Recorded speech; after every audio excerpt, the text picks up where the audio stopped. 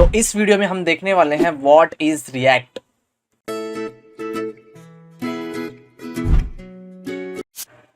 React is a JavaScript library for building user interfaces. यानी react एक JavaScript library है जिसकी मदद से आप जो है फास्ट और इंटरेक्टिव यूजर इंटरफेसेस क्रिएट कर सकते हैं। यूजर इंटरफेस यानी जब आप किसी वेबसाइट पर विजिट करते हैं और आपको उस वेबसाइट पर जो फ्रंट एंड पार्ट दिखता है, यानी आपकी डेस्कटॉप स्क्रीन पर जो भी चीज़ें दिखती हैं और आप उस वेबसाइट से जो इंटरेक्शन करते हैं उसे यूजर इंटरफेस कहते हैं। React allows us to create reusable UI components। यानी React में आप जो components क्रिएट करते हैं उन components को आप जो है दोबारा इस्तेमाल कर सकते हैं। यही फीचर जो है React को बहुत पॉपुलर बनाता है। अब समझते हैं कि UI components है क्या। UI components means user interface components और किस तरह हम इसे जो है रीयूज़ कर सकते हैं।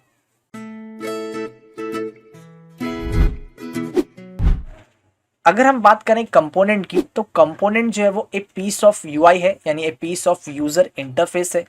समझ लीजिए कि आपने जो है रिएक्ट यूज कर कर एक अट्रैक्टिव सी वेबसाइट क्रिएट की है। उस वेबसाइट का जो यूजर इंटरफेस है, उस यूजर इंटरफेस में से अगर मैं नेफ बार कंसीडर करूं जो कि सबसे टॉप में होता है, उस नेफ बार को आप जो है as a piece of user interface consider कर सकते हैं। उस पीस को हम जो है रिएक्ट में कंपोनेंट कहते हैं। इसी तरह से रिएक्ट में जो भी एप्स और वेबसाइट्स क्रिएट होती हैं वो डिफरेंट कंपोनेंट से मिलकर बनती हैं। आपकी जो रिएक्ट की मदद से आपने जो वेबसाइट क्रिएट की है उसका नेफ बार जो है वो नेफ बार कंपोनेंट हो गया। इसी तरह से आपका जो साइड बार होगा उसके लिए आपको साइड बार कंपोनेंट क्रिएट करना होगा। देन आपको फूटर के लिए फूटर कंपोनेंट क्रिएट करना होगा और उन सभी इंडिपेंडेंट आइसोलेटेड कंपोनेंट को आप कंपोज कर यानी एक साथ मिलाकर आप जो है एक यूआई क्रिएट करते हैं, यानी एक यूजर इंटरफेस क्रिएट करते हैं। तो चलिए हम इसे एक एग्जांपल से समझते हैं। ये रिएक्ट की ऑफिशियल वेबसाइट है जो कि रिएक्ट यूज कर ही बनी है। अब ये किस तरह कंपोनेंट बेस्ड है तो चलिए उसे समझते हैं। तो अगर हम इसका नेफ बार कंसीडर करें तो ये नेफ बार जो है एक कंपोनेंट है। इसी तरह से जहां पर रिएक्ट लिखा हुआ है ये भी एक कंपोनेंट है। देन यहाँ पर जो एक पैराग्राफ में डिक्लेरेटिव लिखा हुआ है वो भी एक कंपोनेंट है। इसी तरह से हम देखें, अगर जो फर्स्ट हमारा कंपोनेंट है उस कंपोनेंट का अगर हम फॉन्ट साइज और फॉन्ट स्टाइलिंग चेक करें तो एग्जैक्टली सेम है बाकी दो कंपोनेंट्स के। तो यहाँ पर रिएक्ट में जो है एक कंपोनेंट को क्रिएट किया गया और उसी कंपोनेंट को जो है दो बार इस्तेमाल किया गया है। इसी तरह से अगर हम देखें तो ये दोनों कंपोनेंट जो है एग्जैक्टली सेम है फर्स्ट वाले कंपोनेंट से। तो इस तरह आप जो है इस कंपोनेंट को दोबारा यूज कर सकते हैं। अब ये तीन कंपोनेंट को आप जो है एज अ वोल कंपोनेंट किसी दूसरी वेबसाइट के लिए भी यूज कर सकते हैं। तो अगर आप देखें जो डिक्लेरेटिव लिखा हुआ है उस सिंगल डिक्लेरेटिव का जो फॉन्ट साइज और फॉन्ट स्टाइलिंग है, उस फॉन्ट साइज और स्टाइलिंग को अगर आपको कहीं और जगह यूज करना है तो आप जो है उस कंपोनेंट को कॉल कर यूज कर सकते हैं। अब किस तरह कंपोनेंट को कॉल करते हैं और ये किस तरह इम्प्लीमेंट होता है तो उसे हम जो है एक एग्जाम्पल से समझते हैं। तो आपको जो है स्क्रीन पर एक बटन दिख रहा होगा जहां पर लिखा हुआ है क्लिक मी। तो ये जो बटन है वो एक रिएक्ट कंपोनेंट है। अब यहाँ पर हम ये देखते हैं कि किस तरह आप जो है इस कंपोनेंट को रीयूज कर सकते हैं। तो अभी फिलहाल आप कोडिंग पर ध्यान नहीं दीजिए, सिंपली आप ये देखिए कि किस तरह आप जो है रीयूजेबल फीचर को यूज कर सकते हैं। तो सिंपली यहाँ पर मैं जो है बटन कंपोनेंट को वापस से लिख रहा हूँ और सिंपली मैं इसे एंटर करता हूँ। तो यहाँ पर आप देखिए आपके लिए जो है एक कंपोनेंट बिल्कुल क्रिएट हो गया है। तो यहाँ पर मुझे इस बटन के लिए वापस से बटन की कोडिंग लिखने की ज़रूरत नहीं पड़ी। सिंपली मैंने जो है प्रीवियस वाला जो आपका बटन था उसे मैंने सिंपली यहाँ पर कॉल कर लिया है। और आपको अगर एग्जैक्टली सेम कंपोनेंट चाहिए तो आप इसका जो है कंटेंट भी अगर एग्जैक्टली सिमिलर रखेंगे तो आपको जो है एग्जैक्ट सेम कंपोनेंट आप जो है इसे रिकॉल कर सकते हैं।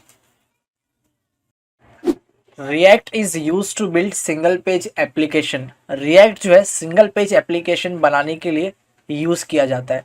इससे पहले समझते हैं कि सिंगल पेज एप्लीकेशन और मल्टी पेज एप्लीकेशन होते क्या है। ये जो है रिएक्ट की ऑफिशियल वेबसाइट है। अगर आप यहाँ पर नेफ बार में देखें, अगर मैं डॉक्स पर क्लिक करता हूँ तो ये जो है क्विकली रिस्पॉन्स कर रहा है, यहाँ पर बिल्कुल भी लोडिंग टाइम नहीं है। इसी तरह से अगर मैं ट्यूटोरियल पर स्विच होता हूँ तो यहाँ पर देखिए बिल्कुल भी लोडिंग टाइम नहीं है। इसी तरह से मैं किसी भी चीज़ पर क्लिक करता हूँ तो आपको यहाँ पर लोडिंग टाइम देखने नहीं मिलेगा। तो यहाँ पर आप जो है पेजेस पर आसानी से जो है स्विच हो सकते हैं और बिल्कुल भी आपको जो है टाइम नहीं लग रहा है। तो इसे जो है हम सिंगल पेज एप्लीकेशन कहते हैं, जहाँ पर जो है सभी पेज यानी सभी चीज़ें जो है एक ही पेज पर अवेलेबल है। पूरा कंटेंट आपको एक ही पेज पर मिल जाएगा। सिंपली आपको जो है उसे उस पर स्विच करना होगा, यानी उस कंपोनेंट पर आपको जो है स्विच होना पड़ेगा। तो इसे हम जो है सिंगल पेज एप्लीकेशन कहते हैं। ये फीचर जो है आपकी वेबसाइट को और फास्ट बनाता है, बिल्कुल भी आपको यहाँ पर लोडिंग टाइम रिक्वायर नहीं है। इसी तरह से हम दूसरी वेबसाइट कंसीडर करें जो कि यूडेमी की ऑफिशियल वेबसाइट है, जो कि मल्टीपल पेजेस को फॉलो करती है। अगर हम यहाँ पर देखें, किसी भी चीज़ पर हम अगर क्लिक करते हैं तो यहाँ पर आपको ऊपर टैब में लोडिंग आपको सेक्शन दिख रहा होगा। अगर मैं यहाँ पर डाटा साइंस पर क्लिक करूँ तो आप देख सकते हैं ऊपर आपको जो लोडिंग दिखती है उसे हम जो है मल्टीपल पेजेस एप्लीकेशन कहते हैं। React uses declarative approach. React जो है डिक्लैरेटिव अप्रोच यूज़ करता है। अब ये डिक्लैरेटिव अप्रोच क्या है, इसे समझने से पहले हमें ये समझना होगा कि what is programming paradigms. Programming paradigms क्या है?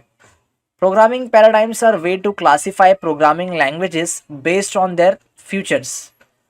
यानी आपने जितनी भी प्रोग्रामिंग लैंग्वेजेस देखी हैं उन सभी प्रोग्रामिंग लैंग्वेजेस के कुछ ना कुछ फ्यूचर्स होते हैं और उन फ्यूचर्स के कुछ ना कुछ एडवांटेजेस और डिसएडवांटेजेस होते हैं और उन्हीं फ्यूचर के बेस्ड पर उन प्रोग्रामिंग लैंग्वेजेस को क्लासीफाई किया जाता है और उस क्लासिफिकेशन को प्रोग्रामिंग पैराडाइम्स कहते हैं। और उसी क्लासिफिकेशन की दो कैटेगरी जो कि है इम्पेरेटिव स्टाइल और डिक्लैरेटिव स्टाइल, या इसे हम इम्पेरेटिव अप्रोच और डिक्लैरेटिव अप्रोच भी कह सकते हैं। तो यहाँ पर जो है रिएक्ट जो है वो डिक्लैरेटिव अप्रोच यूज़ करता है। तो सबसे पहले समझते हैं कि इम्पेरेटिव अप्रोच क्या है, देन हम डिक्लैरेटिव अप्रोच को समझते हैं। इम्पेरेटिव अप्रोच या फिर इम्पेरेटिव स्टाइल, इसका सिंपल मीनिंग होता है this is what you should do. आपको जो है ये करना है या फिर इस तरह करना है। यहाँ पर आपको जो है स्टेप्स स्पेसिफाई कर दिए जाते हैं और उन स्टेप्स को आपको फॉलो करना होता है। An imperative style turns that around and allows you to control your application by saying this is what you should do. आपको जो है ये करना है। अगर हम इसे एक एग्जाम्पल से समझ लीजिए कि आपकी मॉम ने आपको जो है घर साफ करने के लिए कहा है, यानी आपको एक टास्क मिला है क्लीन दी होम और आपको जो है घर साफ करना है। अगर हम यहाँ पर एंड रिजल्ट देखें तो यहाँ पर आपको साफ करना है आपका घर, लेकिन साथ ही साथ आपकी मॉम ने आपको इंस्ट्रक्शंस भी दिए कि सबसे पहले आपको जो है किचन रूम में जाना है, देन वहाँ से आपको जो है गार्बेज बैग को उठाना है, देन उसे डंप करना है ट्रैश में, फिर आपको जो है लिविंग रूम वैक्यूम करना है। तो यहाँ पर आपको जो है स्टेप्स स्पेसिफाई कर दिए गए हैं।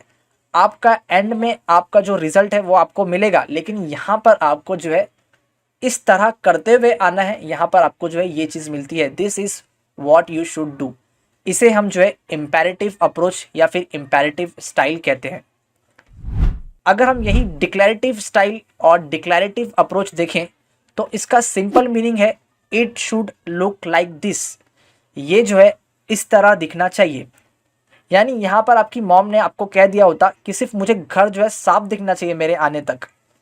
तो यहाँ पर इसका मतलब यही है कि आपको जो है अपना घर साफ करना है, अपना घर चमकाना है, यानी क्लीनिंग दी होल होम, और आप जो है पूरा घर अपना जो है वो साफ करते हैं।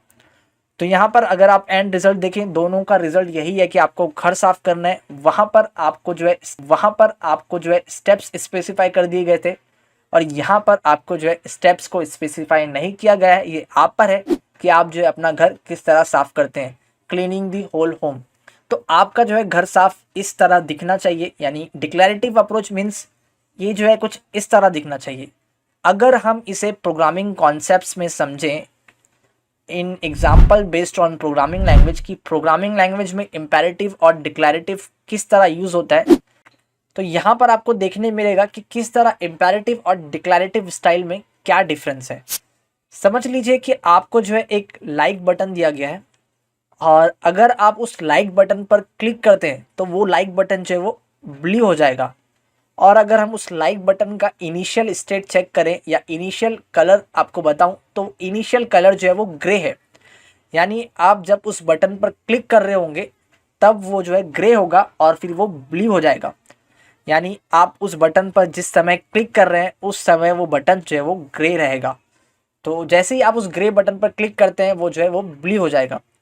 तो यहाँ पर हम इसका अगर कोडिंग पार्ट चेक करें तो यहाँ पर कुछ इस तरह इफ़ और एल्स कंडीशन में स्पेसिफाई किया गया है कि अगर वो लाइक बटन ब्लू है तो वहाँ से उस ब्लू कलर को हटाओ और उस पर जो है ग्रे कलर ऐड करो।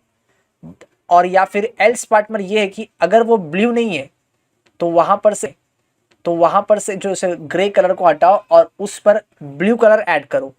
तो यहाँ पर आप देख रहे हैं डबल आपका काम हो रहा है। यानी यहाँ पर डबल मीन्स कि यहाँ पर अगर ग्रे है तो ग्रे को पहले आपको हटाना है, देन उस पर ब्लू ऐड करना है, और अगर ब्लू है तो ब्लू को हटाना है, देन ग्रे ऐड करना है।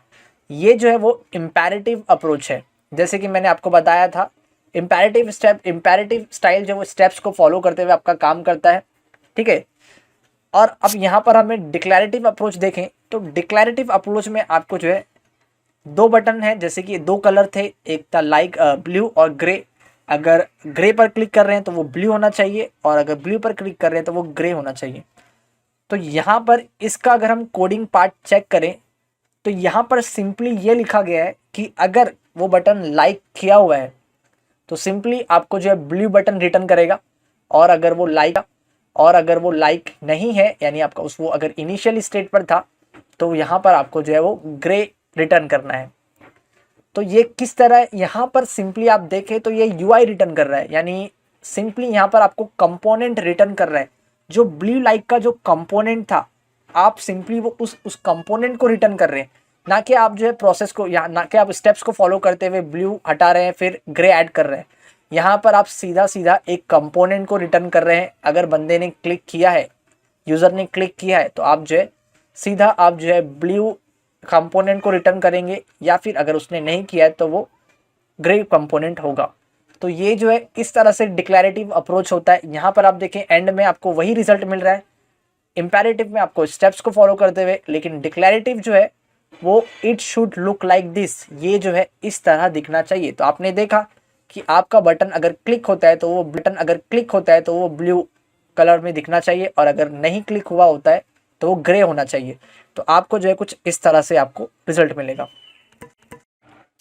History of React was first designed by Jordan Walke, a software engineer at Facebook.